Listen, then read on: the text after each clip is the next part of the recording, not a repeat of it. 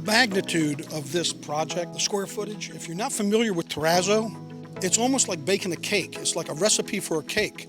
And so you have to make this recipe in 180-pound mixes. You're basically making about 52,000 cakes here to get this done. You'll see how consistent it is throughout. And that's where the craftsmanship is on the finishes, because this is a very large project.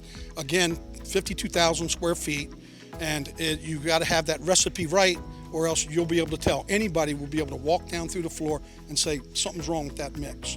This pulsar map, which you guys will walk over here and see these gold strips in the floor, this is actually a mathematical map, and it spans the entire gallery underneath this wall and into the phase 2 portion. So one of the biggest challenges we had is getting this exactly correct on the floor. We're talking to a 1/16 of an inch because it's mathematically spaced as a map for the universe. This is my favorite feature.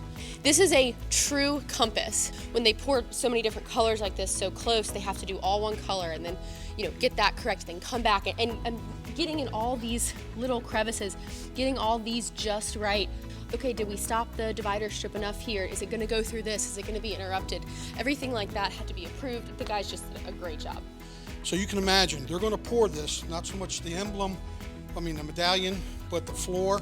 It looks like asphalt when they're finished, a white asphalt.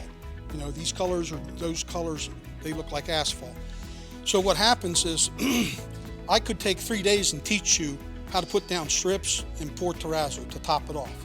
Okay, the crafts is the guy that's mixing this up and mixing it up consistent throughout. But the true craft and the true art is when the grinders come and hit this with big, huge machines. And they did do a beautiful job.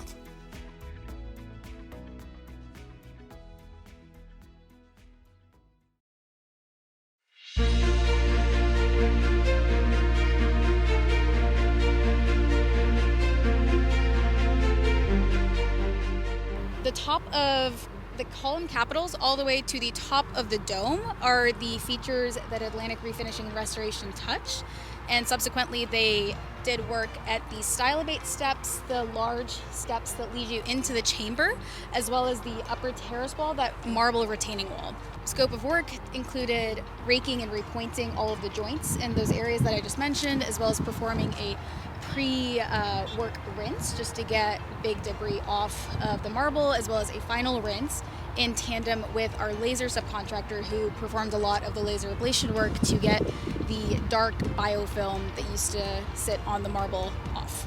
Here we are at the front of the memorial looking at the portico here, and the most technical and intricate part of the project for Atlantic R&R was the removal and the replacement of the roof tiles in order to get to the existing structural deck and replace the waterproofing system there.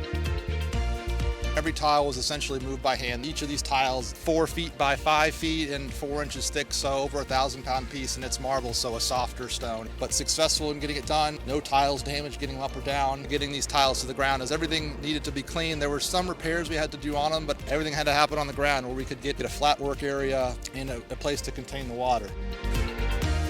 The northeastmost column is what we lovingly refer to as our Swiss cheese column, and that is because we had extensive repairs on it, about 8 pins that ranged from 2 feet to about 5 foot in length that were inserted into the column capital. It's the northeastmost column capital, so it gets the most weathering from the tidal basin and just incoming winds. Just a neat project to be a part of.